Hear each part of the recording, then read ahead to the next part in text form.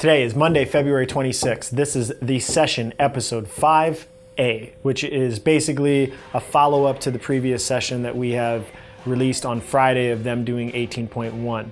Trav and Noah are in the frame. Will is off to the side, so Will can get mad at CTP for that, not me. They did the workout. We looked at the scores. We talk about it a little bit in the video so you can actually understand why we redid it, but Noah decided to redo it. We thought it would be good to voice over and talk about pacing and strategy. So we put those videos out. We talk about pacing. We talk about strategy. Ironically, we probably made some mistakes of our own in this first workout. And then after the reattempt, you can see on the bottom right-hand side where Noah does his second attempt, he goes out insanely slower. I sit there and basically tell him 3, 2, 1, go on the top of every round. He goes out way slower. He's way behind his original pace, but over the course of 20 minutes, you can see him gradually catch up to his other pace, and you could see in his posture and his speed of contraction, his push at the end, that he does so much better as a result of optimal pacing and execution. So I thought that's a valuable lesson for people out there, and to see why people are able to get so much better after a reattempt and how they go about actually accomplishing that once they feel it for the first time. So hopefully you enjoy it. We need to do this in silence. And off we go. And then they start. The funny thing about this is that you will see what a poor open execution looks like for 2 or actually 3 very, very good CrossFitters. And some of that's my fault. Did we all execute poorly the first time, you think? I'd say it wasn't optimal. Yeah. But some of it set up. You see Noah's reattempt. We had the entire structure of the workout set up underneath the rig. That was honestly just an amateur mistake on my part. I thought that was close enough because it was just like a step over or a step forward and a step over, and that triangle would be small enough. But when we watched back the video, that when they started to get fatigued ended up being a lot of time. And that's like that's one of the not stupid things, I don't want to say that. One of the bad things about the open is that sometimes people with less capacity in an in-person environment where all of those variables are equal, they can take advantage of that stuff in the open. But that's really on all of us for just overlooking little details. You know, it's funny that I just noticed too, and the past 2 opens have taught me a new skill, which you would think would be hard to believe 8 years into it, but being able to put my foot in the rower and pull the row to get it started with one foot in and then slip my other foot in. Like, how have I been competing for 8 years and not known to start the row like that? Yeah. That saved me probably 3-4 seconds every round being able to start a little quicker. Yeah. So for amateurs out there, you'll see they're at 138 right now, and they're already done with the toes to bar and on the clean and jerks of round 2. It was funny. Trav's not really a strategist by nature. He's kind of just like a racer. And Noah's, I guess, what would you call yourself? I don't know. A Noah. A Noah. Yeah. Will, on the left-hand side of the screen, off the screen, is a little bit more strategic and didn't get pulled into the pace as much, but Trav did the entire workout rowing at 1,700 cals per hour for like 8 of his 14-ish rounds, and the others he was over 1,550. And on Noah's reattempt on the bottom right-hand corner, he rowed the entire workout pretty much around 1,350. Yeah. There was a couple rounds in the end for the final push where he went up, and then I think one round in the beginning or in the middle where you were like 1,250, and he beat Travis's score, which is, honestly, that's just execution error strategy, and that stuff for regular people ends up being the difference of like rounds. For these guys, it was basically a full round. It was, did better, one full round, right? Yeah, and it's funny because I thought that 1,500 calories per hour was appropriate. Like, we've been doing a lot of work with that, but I guess for almost 200 calories in total, it ended up being a little too much. And 8 minutes into my first attempt, or even almost here, like we're 3 minutes in, I would say the next round I already started like reeling, like checking the clock, seeing how far or how much longer we had till it was over, and hurting, versus the reattempt here, it was just so much smoother, and I'm pretty far behind, right now, but it obviously leveled out, and I just felt so much more comfortable and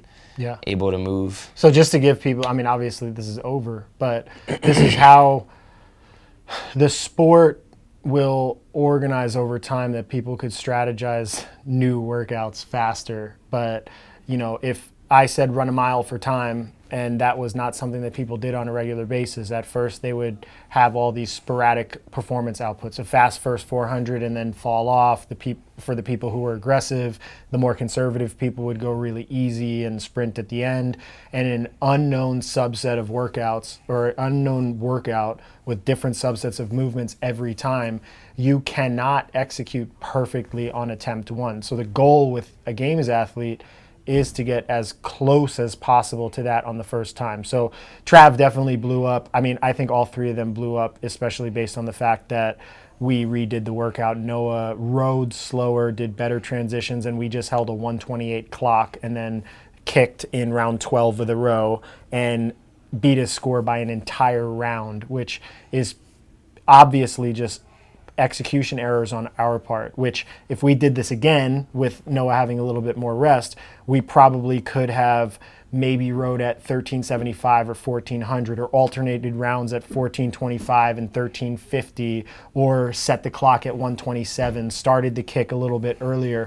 And over time, he gets better and better and better at that one workout. The downside of that as a CrossFitter is you're just good at one workout. You're not good at all of the workouts. So you kind of have to learn over time how to understand the internal fatigue that you feel and how that is going to feel over 20 minutes. And Noah had said after we did this attempt that he needs, I'm standing in the corner of the bottom video. You see my big bald head, telling him his split times and giving him some understanding of where he is relative to when he needs to jump on the bar next. And he said, I need to be able to do that on my own. And I think that happens over time with just practice. And executing more appropriately. And this is a good learning experience, I think, for all CrossFitters to know that the best in the world make these errors. Noah has usually done the open, or at least for the last 2 years, in an environment where most people are not going to touch him. And then he's in an environment with Travis, who he knows is an exceptional rower. I think he's got a 253 1K and can hold a 146.9 for 30 straight minutes. And so he got sucked into that competition to try to win on game day, and it ends up backfiring. Good learning experience for growth, potentially bad for the open, so we needed to repeat. I mean, I think I definitely did get wrapped up in that Travis finishing so fast, because if I were to have held the pace that I held on my retest, so like the 128, 130 per round, I would have just been getting on the rower here, and Travis would have already been a lap ahead of me, and that just kind of probably would have gotten in my head, and I shouldn't have let it because I ended up beating him by a rep. But yeah, there was a podcast, I think it was Mind Muscle, where Fikowski talked about his run at the games and how he tried to moderate because he knew it was a long event and the pace got sucked out fast. I think the truth is the aggression required to be a good CrossFitter is almost always in person going to be a race of survival at some point, because people are going to go out hot and it's going to turn out into packs. So having that ability to endure suffering for a long period of time is definitely good, but to optimize endurance, understanding pacing and strategy and knowing 20-minute workouts is better. Do I have a booger? No. Oh. I'm good. Yeah. Will that come up in the silhouette? Maybe. And everyone should know, too, that Travis lost. I actually felt really bad. I knew that he had finished 12 calories into the 14th round, and I just cranked it at the end on my retest, and it got to 13. And my first thought was, damn, 1 calorie away from finishing that 14th round. And my second thought was, damn, 1 calorie more than Travis. And I'm not the type of guy, like, I wasn't like, I actually found him and I was like, dude, I'm sorry. I know that sucks to have somebody beat you by 1 calorie. Yeah, I rubbed it in because I'm a bad person. Yeah, you guys are good at talking smack for me. And Will, so they went on their first attempt, was it 418, 415? Correct. Will did 418, Noah did 415. Reattempt. Will did his own strategy because he went back home. He's not here at the moment, and we weren't 100% sure whether or not Noah was going to retest, and then we decided to he got 4:46, which was Travis's original score. Yeah. I mean, winning open workouts in the world is really hard. You can see, even just by Travis's breathing and posture right here, Yeah. he's pretty Wiped. wrecked and wiped. How is he able to get on and hold 1,700 calories per hour after that? Yeah, and it's only 8:40 That's crazy. On the clock, and he's just grinding. So I think he probably could be pretty damn close to a world pace on this one, but it's not really worth it for long-term training. And this is a lesson Trav's been learning for a really long time, and he's gotten much better at racing in person now and staying a little bit more in control, but maybe deviated a little bit away from maybe some of the more mathematical stuff I used to do for him in opens when he finished 3rd and 7 in the world, because it's not really necessary if you can still put up a pretty good attempt with a sloppy execution on attempt 1. So not that he's happy about it, but I'm just curious, what would you have him do if he were to retest? Would he row slower? I would have done a similar thing that I had done. Like set a certain clock, like every 120. Yeah, I think with him, just based on knowing how he races, I probably would set him like 3 or 4 seconds ahead of pace for the first 3 or 4 rounds, slowed the pace down in the middle, and then had him push. Same thing with you. It was 2 rounds out. He doesn't do well with like linear acrosses. He likes to go out a little bit and get into the suffering more. Obviously, the setup would make a little bit of a difference. Yeah. Your you're not doing them next to each other, but in the second attempt, I did notice you were pretty aggressive with the dumbbell. Trav looks like he's kind of just like, smooth and swinging it around. I noticed when we watched the announcement and Sam Briggs was doing them that there seemed to be a lot of that like hang time before the dumbbell got to the shoulder, and so I was trying to eliminate that as much as I could by kind of like getting under it and popping it right up pretty quickly. Did you just catch up with I think you just caught up with your pace and passed and are passing your original attempt. I don't know that for sure, but I think this is the point where you caught up. Which is really funny too, because at that time in my first attempt, I was so wiped and just like hoping that it was almost over. And here, 11 minutes into the second attempt, I felt awesome. I was like, looked back at you, talked to you, made sure I was on pace. Joanne was sitting in front of me. I like smiled and blew her a kiss. And maybe that's too much. Maybe that means that I didn't push as hard as I could have, but I did better and I felt better. So you look like you were in the zone. Yeah. Like a good zone. Yeah, you look like you were just having fun. Yeah, I felt really good. So I just need to learn not to go out of the gate so hot. Yeah. What was the final straw to make you decide to redo it? Well, it's just a subset of a lot of things. I think for me, it was just kind of like, I don't really like having that score. Yeah. Well, I wasn't super satisfied with it, especially when I started seeing other people's scores roll in. I was like, man, like people that in the past have never really beaten me on anything were beating me by multiple reps. I thought that was weird, and so I thought my performance was probably subpar. But I had actually decided I wasn't going to redo it. I woke up Sunday morning and wasn't thinking about it. I was like, it's fine. I'm going to move on, move past it. And Max texted me and said, can you overfeed today, and how do your legs feel? And I knew he was asking me to judge whether or not we should redo it.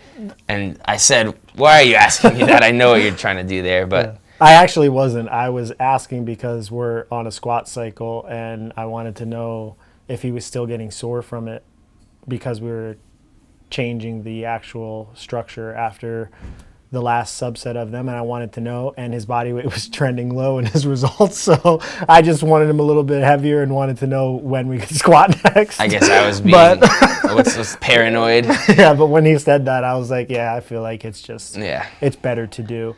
I knew like Travis's paces that he held on the row were probably about as fast as anybody in the CrossFit space will go. And then his errors were really it's all just in the transitional elements from like starting the row, moving over. But most people are not going to have the ability to just go like full speed transitions with the slower row. So I figured catching Travis's pace would probably be really difficult for bubble level regional athletes, and not that many people could beat it. Yeah. And only the people that are typically in the hunt for the games will or in the hunt for regionals on a regular basis will be there. So I figured Trav didn't really need one. I'd like to get more training in for him, and Noah just getting a better start to, I mean, this is our first competition or workout of the year together at TTT, and it was kind of just like, not a bad, I think he suffered really well. You held your row paces over 1,500 for a huge portion of that workout, but it just like overall execute, like even here. I was just falling apart there, and I felt just sweaty, need extra chalk breaks, and just like suffering and hanging on. On the redo, I'm a whole movement ahead. Like I just finished the dumbbell snatches and got back on the row. In the redo, feeling awesome versus hurting real bad and falling behind up top. Yeah, and he was finishing his rounds almost 10 seconds ahead. Well, anywhere from 6 to 10 seconds ahead of the actual cadence we had set. I had thought about halfway into I had thought halfway into the workout that I was just going to cut into that and not tell him. But I thought you were going to do that too. I felt like I might have been. He could have got mad at me if things didn't go well, so I just stuck with it and then pushed him later. Yeah. But we were talking earlier, you were saying how it's funny how in like all the tips videos and you just hear a lot, pace or, don't overshoot at first. And it's funny that we just have this example where you can clearly see that the thing is, the people that are really good at it, I don't think understand how big of a competitive advantage it is to be able to wrap all that into their psyche, to be able to pay attention to the clock, their pace, their fatigue, how they transition, and all of that stuff. And over time, it is about being able to suck all of those details into your psyche at once so you can do it all together. But each person, based on their analytical mind, whether they're emotionally driven, whether they need the pain to govern their intensity, is different about how they approach trying to solve the equation as a CrossFitter. So even the best in the world can have workouts that are more conducive to them crushing it, like AMRAPs versus for time workouts, or heavily loaded workouts versus light loaded workouts, or workouts like this where there's a cyclical component right in the middle that people could kind of regulate their pace on if necessary. So pacing is a huge part of the sport, but no amount of talking about it makes athletes just automatically get it. It's a skill like anything else, and you don't really practice it that much until it's the only thing holding you back. If you still got to get stronger, and you still got to run better, and you still got to do all this other stuff, that is just something that each time you approach a workout, you start paying attention to the details every time so that you're just getting better at the skill. So it's obviously a good example here. If I did this with a regular person, or if I did this with myself, it would probably be hilarious how fucking far off my paces were. And I know what I should be doing. It's just not so easy to do it. Theory versus practice is always different. You sure you didn't redo it after watching me do it on Sunday? That might have been it. My extra push that I needed, yeah. Hey, how much time do we have left on that clock? It's 3.5 minutes. So I feel like we'd be remiss if we didn't talk any shit about Travis. So what you got, Max? He was supposed to be here. Yeah, he was supposed to be here. His kid's sick. I got a baby. Yeah, I feel like it'd be rubbing it in. And honestly, for a first attempt and to go out at a 108 pace and still put up the score he did, knowing that he definitely blew up, is actually pretty impressive. I'd like to talk shit and say that he sucks, but he did pretty well. Well, my video I posted Friday, you see him finish, and he looks like he didn't even do anything. Yeah. All right, what do y'all want to talk about now? He suffers pretty well. It's funny, at the 17:20 mark, he's still ahead of me. I'm still on the road, and he's about to hop up for his toe to bar. So it was that last part that I actually caught him. See, that transition right there to get chalk was like 9 seconds, I think, for Trav. You see, that's the round for Noah that we said turn it on, and that transition for him was like a second. So those 6 seconds, 4 seconds, 5 seconds over the course of 35 transitions add up to so much extra time. You talking about the chalk breaks? Yeah, the chalk breaks. I'll let it be known that during my 8+10, I didn't chalk once. Attaboy. Nice. I think I did. I wiped my face off. I sat down and had a cocktail halfway through. I ended up chalking almost every round at the beginning because I was ahead of my pace and I had time to. Just sitting there under the bar, I was like, I may as well keep my hands dry. So. How'd you break up the calories? Yeah, so then what did this row feel Singles. like, actually? So this is the second to last row, and you were around 1,500 to 1,700? Yeah, I still felt in control. Like I felt okay. I definitely did not feel like I felt up there. There was one point at somewhere in the middle of the first workout where I got back on the rower and I was like, wow, I don't want to do this right now. Like it was just hurting to the point where I felt like I probably could have held 800 calories per hour, or I should have. And that was like maybe halfway in. And here at the 18-minute mark, I was able to kick it up and pull at 1600. So definitely just different feelings at the same time based on pacing. I think you could also see 1 minute to go. There's a 1 minute, like 1 minute to go. You see Noah, he'll get to he's a round ahead of his pace. So he picked the dumbbell up immediately, and you can see the cycle rate of the movement here on the lower right-hand corner versus the normal video, and he seems to just be more aggressive. I had the juice to do it. Like on the right here, 30 seconds left at the top, I still barely had enough energy to get in and start pulling. Here, I was like I wanted to move fast, drop the dumbbell, get on the rower. Yeah, and he had 33 seconds, and he's dropping the hammer here. He was over. So on the top sprint, he was at like 1700, and he said the rower was like coming out of his hands, and in the bottom, you were at like over 2200, right, to finish. Yeah. So maybe there's a lot of stuff that we could do to get better, but the goal right now is to continue training, make it through the open, stay healthy, peak for regionals, end of the workout. I'm done talking. Hey, I'm curious, where does drop the hammer come from? Like, I feel like that, like if you drop the hammer, you're gonna have to pick it back up. And Might land on your toe. Yeah, where does drop the hammer come from? I say that all the time. I know. The hammer. It doesn't seem like I can't understand a scenario where that would be like a. Is that dude's going hammer hard. maybe something Oh, in the maybe car? you're hitting it so hard you dropped the hammer. No. I kind of get it. Like you're gonna smash it. Like freaking drop the hammer. I don't know. That's kind of. Oh, maybe like a big Thor hammer. Yeah. Drop it. Dude, the fucking video, now it's just going over to Noah's face. What's wrong with that? Oh, he's signing it. It's a pretty face. Well, the other one's just staying steady. Joanne's over here consoling Noah. Well, from everyone here at TTT Studios, Thank you for watching, and hope your 18.2 goes well. Sayonara, suckers.